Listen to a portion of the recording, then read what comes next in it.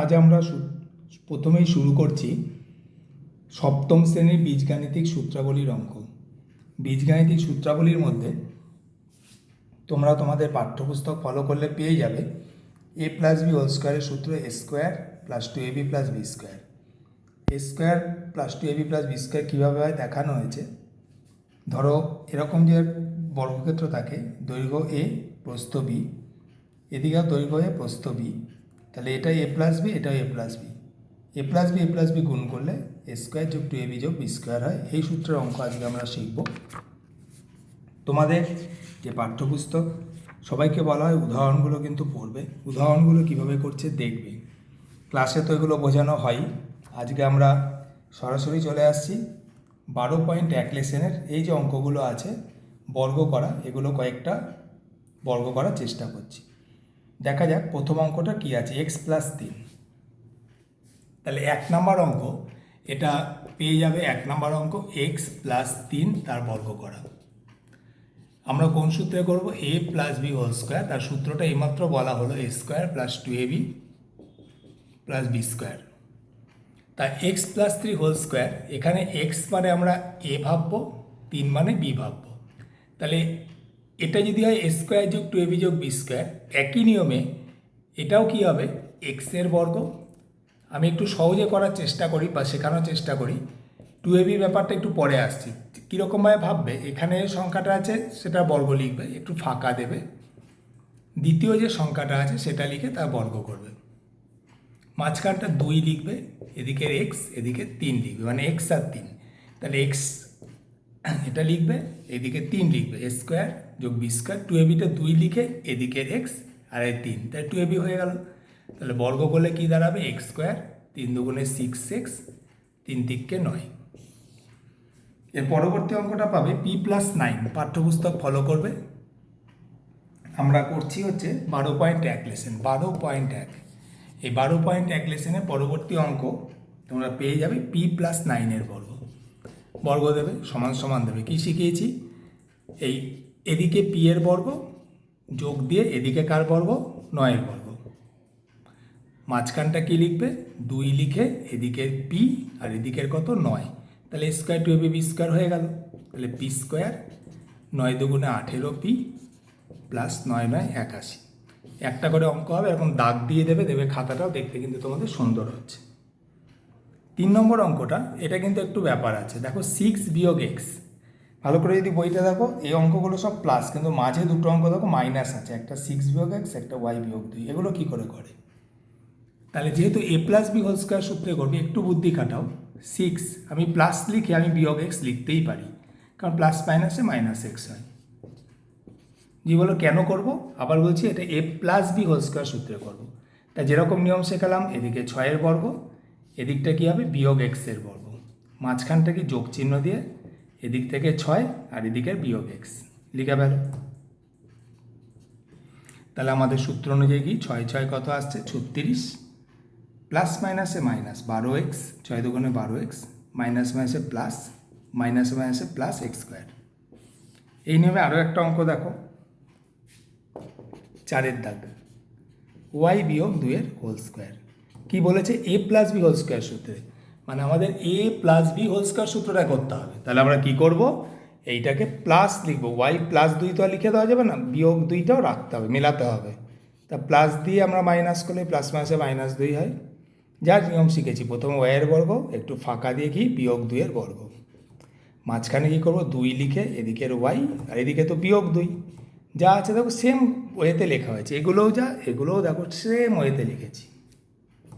তাহলে Y square plus মাইনাসে minus 4y plus 2 দুগুণে কত 4, বোঝা গেল। চলে আসছি পরের অঙ্ক, M N plus L square. M N plus L square তার বর্গ করবো। এটা কীভাবে করবো, একই নিয়ম, এম এন তার বর্গ, একটু যোগ দিয়ে একটু ফাঁকা দেব, দিয়ে তার বর্গ, মাঝখানে 2 লিখে এই এম এনও লিখে দেবো, আবার এই এল স্কোয়ারটাও লিখে দেবো। তাহলে এই স্কোয়ার যোগ টু এ বি যোগ বি স্কোয়ার হচ্ছে। এবার তোমরা যেটা ভুল করো, লিখে ফেলো এম এন স্কোয়ার, তা না, বর্গ করলে পুরোটা square, m square n square two m n l square, আর এটা L4, কেন পাওয়ারটা বর্গ করছে 2 বর্গ 4। এটাতে কেন আমরা ওই প্লাস মাইনাস করলাম না, দেখো প্রশ্নটা প্লাস আছে, খেয়াল করবে যদি মাইনাস দিয়ে প্লাসের সূত্র করে তখনই এরকম করতে হচ্ছে এই দুটো অঙ্কের ক্ষেত্রে, বাকি সবগুলো নর্মাল। 5 অঙ্ক দেখো তোমরা বইয়ে পাবে, বইটা খুলে দেখবে 6x + 3। তাহলে কি লিখবো, নিশ্চয়ই 6x এর হোল স্কোয়ার, এই দিক থেকে কি 3 বর্গ, মাঝখানটা 2 লিখে এদিকে 6x আর 3টা 2 লিখে এই দুটো সংখ্যা লিখে দিতে হয়। 6 6 36, কেউ 6 6 আবার 12 করো, তা নয় কিন্তু 6 6 36x স্কোয়ার, 6 দুগুণে 12, 3 12 36x, 3 তিকে কত 9। যারা এরকম ভুল করছে 3 স্কোয়ার 6 লিখে ফেলছো, তারা নিজেকে শোধরাতে হবে, নাহলে কিন্তু হবে না। তা দু সংখ্যা দিয়ে করার পর আমরা দেখো একটুখানি পিছনের দিকে ভগ্নাংশের সংখ্যা নিচ্ছি 11, p/q m/n। তাহলে পরবর্তী অঙ্ক আমি করছি xi, p/q প্লাস m/n তার বর্গ। ভগ্নাংশ থাকুক আর যাই থাকুক, নিয়ম কিন্তু আলাদা নয়। তাহলে p/q তার হোল স্কোয়ার যোগ ফাঁকা দেব m/n তার হোল স্কোয়ার, 2 ইন্টু p/q আর m/n, মানে মাঝখানে এই দুটো সংখ্যায় গুণ দিয়ে বসাতে হচ্ছে। বর্গ করলে p²/q²। অনেকে কী করো, উপরে বর্গ করো নিচে ভুলে যাও, তা না, দুটোরই বর্গ হবে। 2pm আর নিচে আছে কি qn, ওপরে m এর বর্গ m², নিচে n এর বর্গ n²। এইভাবে প্রত্যেকটা অঙ্ক কিন্তু বুঝে বুঝে করবে, দেখে দেখে কেউ কিন্তু কপি করবে না। প্রত্যেকে ভিডিও দেখবে, পজ করবে, একটা অঙ্ক দেখবে পজ করবে, তারপর আবার পরেরটা করে পরেরটাতে চালাবে। একটু বড় অঙ্ক নিয়েছি 13, 3xy + 4z। এই অঙ্কটা পাবো আমরা 13 দাগে, 13 3xy + 4z তার স্কোয়ার। তাহলে এটা কীভাবে করব, একই রকম নিয়ম, আলাদা কিচ্ছু নয়।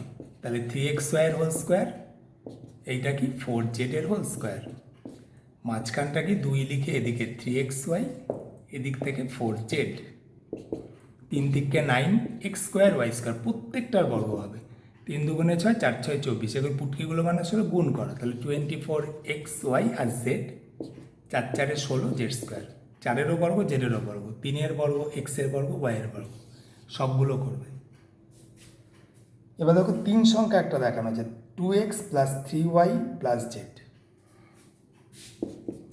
তাহলে 2x + 3y + z তার বর্গ।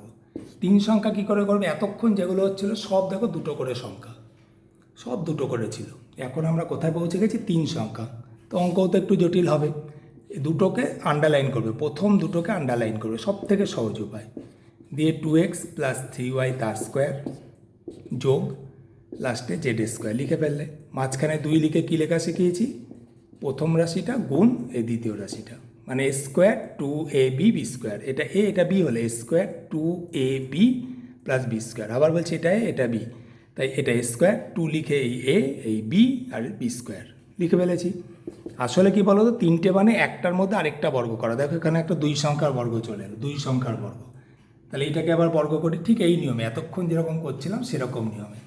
তাহলে এইটাকে যদি আমরা এবার বর্গ করি কী দাঁড়াচ্ছে, 2x², মাঝখানটা কী হবে 3y² প্লাস 2 ইন্টু মাঝে 2x আর 3y, গুণ দিয়ে লিখলাম। এইবার 2 আর z এটা গুণ করে নাও আগে, আর লাস্টে আছে z²।